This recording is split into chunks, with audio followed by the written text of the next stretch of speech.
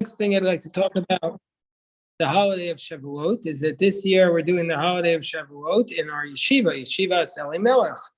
And the name Elimelech figures prominently in the book of Ruth, Elimelech. So our yeshiva is named after Rabbi Elimelech of Lezhinsk. But the name Elimelech appears, where does it appear? It appears as he is the one who leaves Beit Lechem Yehuda. The book starts off, it was in the time of the judges, there was a famine in the land, and a man left from Bethlehem to dwell in the fields of Moab, he and his wife and his 2 sons. And the name of the man was Elimelech, and the name of his wife was Naomi. So what does it mean? This man's name is Elimelech. So Elimelech is not going to be long for this world after that, because it says in verse 3, and Elimelech died. And that's it. That's the last of his story. So Elimelech appears at the beginning, and then he dies, and we're done with him. What do we know about this man, Elimelech? Rashi tells us that he was a very wealthy man. Rashi tells us that he was a very wealthy man. He was Ashir Gadol, Rashi says, Upirnesa Sador. He was in charge of the whole generation. And he left the land of Israel because he didn't want to give charity to the poor people. And that's why he was punished. So that's all Rashi says about him. The Midrash, which we'll read in a moment, seems to be saying something more. The Midrash expands on that.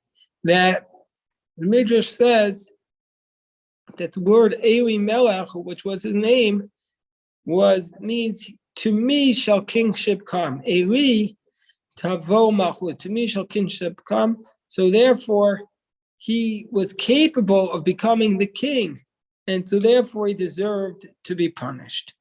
So let's see what the Midrash says about this idea. The Midrash tells us as follows. The Midrash says, hold on. The Midrash says, V'shem ha'ish Elimelech. The name of the man was Elimelech. Rabbi Meir hayadoresh shemot.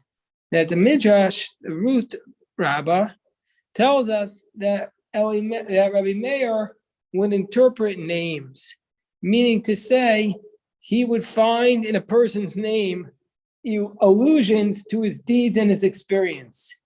Because even though there's 2 ways that people explain the name, sometimes it was their actual name, whereas that's what the Bible calls them, even though it wasn't their given name. In this case, the Midrash assumes that the parents gave Elimelech this name, which this name was symbolizing that he was destined for greatness. There's nothing sadder than a person who's destined for greatness and doesn't reach their potential. If a person is not destined for greatness and they don't reach their potential, nobody cares. But a person who's destined for greatness and they don't reach their potential, what a tragedy, what a tremendous loss, what a tragedy is. So Rabbi Meir used to look at the person's names, and then he would see what the significance is. The Gemara in Brachos 7b cites a verse as a source for this concept that the names can be indicative of what a person was going to do, because it says L'chu chazu mitfilot Hashem asher sam shamot ba'aretz. So go and see the works of God who has brought devastations in the land. But don't see shamot, but shemot. Read it as names.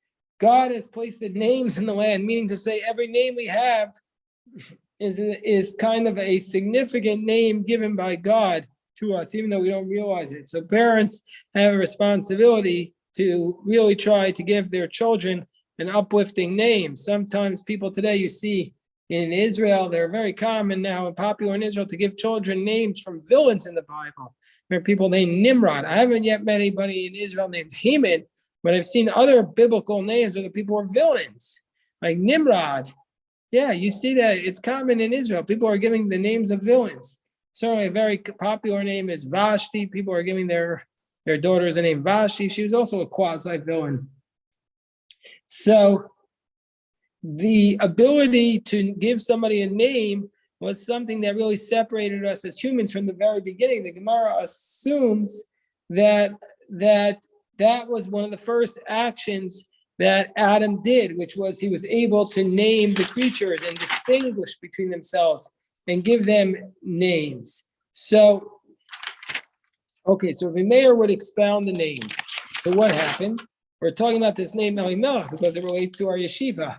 Rabbi Yeshua ben Karcha Hayadorish Shemos. Rabbi Yeshua ben Karcha would also expound the names. So Rabbi Yeshua ben Karcha was the son of Rabbi Akiva. Karcha was not Rabbi Akiva's real name. He was called Karcha because he was bald. So he was the son of old Baldy himself. So that's why they gave him this name. And so the rabbi said, because they took themselves upon new names, Meir wasn't his original name, and Meir means light. Therefore, they also were able to expound names. They were more prone to it. So what happened? So it says in the verse, Shaya Omer Shema Ish Elimelech, the name of the man who left Beit Lechem Yehuda, who abandoned his people, who was very wealthy, and he went to the enemy, to the arch enemy of the Jewish people, which was the people of Moab. This name was Elimelech, which means Elai Tavo Malchut, kingship shall come to me. Kingship shall come to me. Now, Melech means king, and Eli means to me. So Eli belonged to the tribe of Judah and to the family of Nachshon ben Aminadab. We remember Nachshon ben Aminadab from this week's portion. He was the Nasi, the prince of the tribe of Judah, because he was the one who jumped into the water, to the seas first, to cause them to split. So Elimelech was expected to be great because the kingship was supposed to come from his tribe and from his family of his tribe, because he's coming from Nachshon. And in fact, he was kind of right. In the end, it did come from his tribe, but obviously it has nothing to do with him because it came from Ruth and Boaz, but it had been destined for him. So the story of the book is the person who felt he was entitled to it.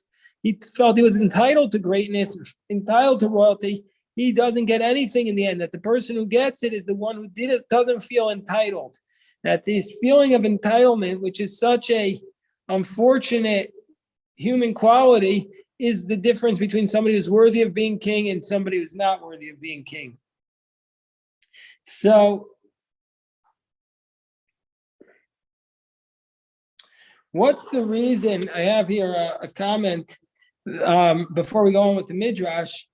The Midrash says that the comment in this footnote here.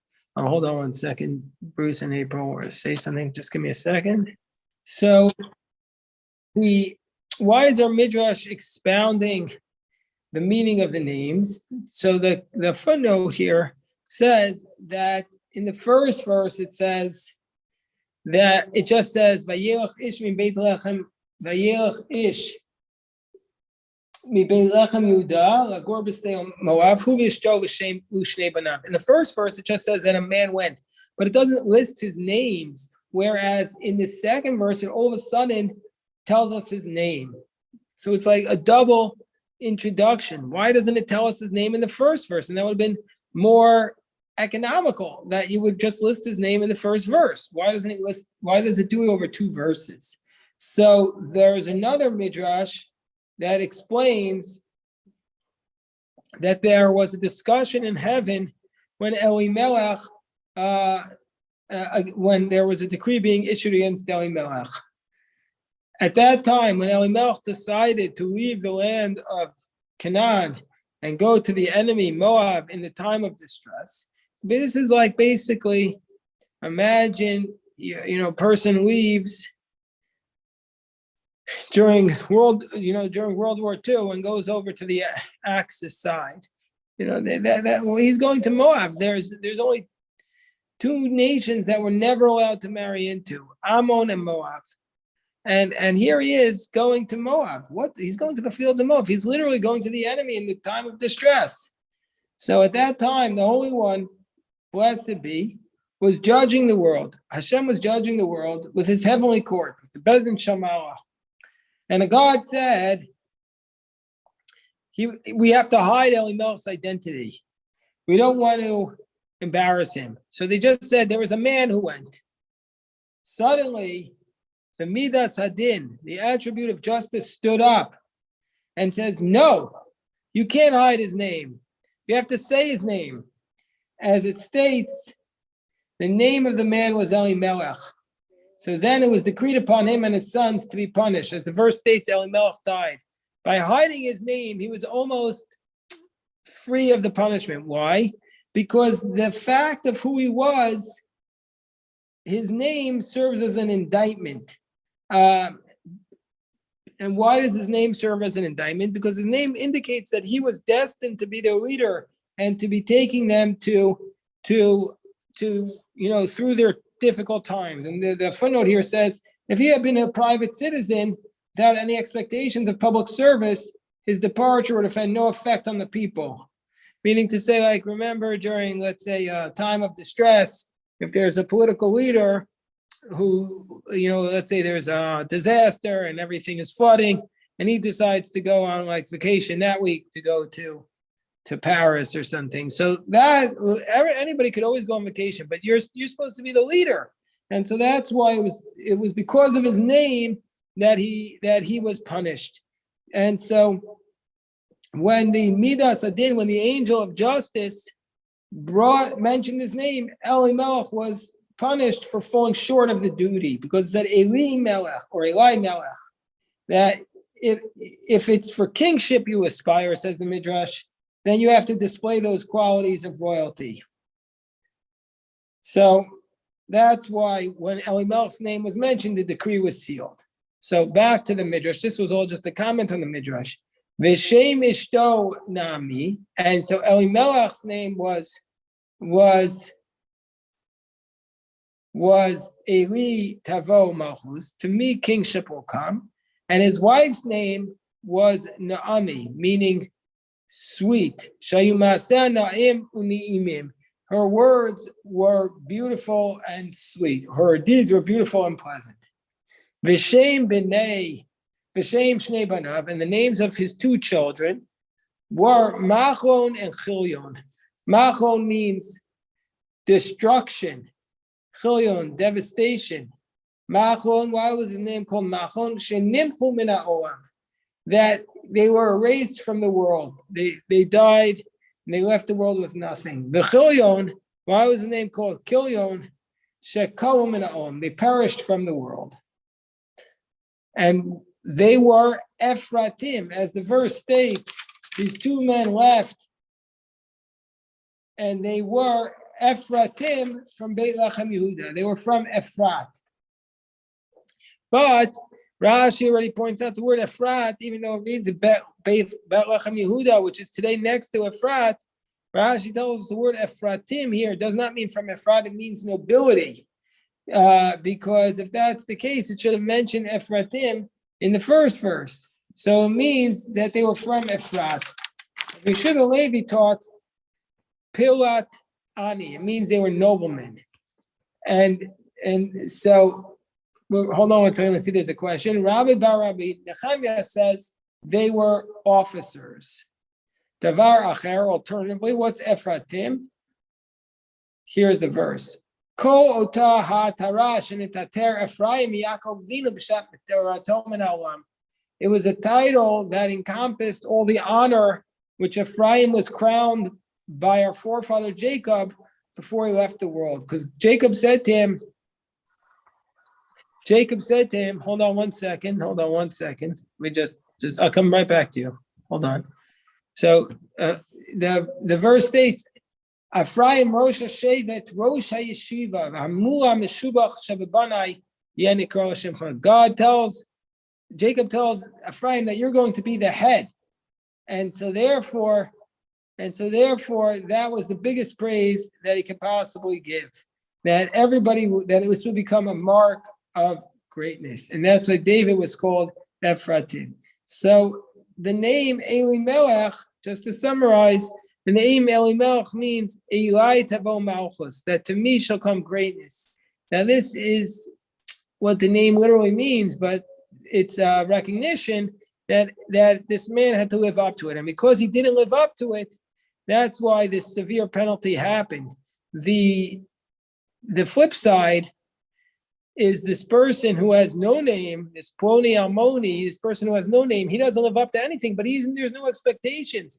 He's at the end of the book. There's no expectations about what he's supposed to do. Therefore, he's not punished. He just doesn't do anything. He's a zero. So if you're a zero, you're not going to be punished for not achieving greatness. But if God gave you the qualities to succeed and you don't, then you'll be punished for that. All right, let me just stop here for a moment. And I saw Howard had a question.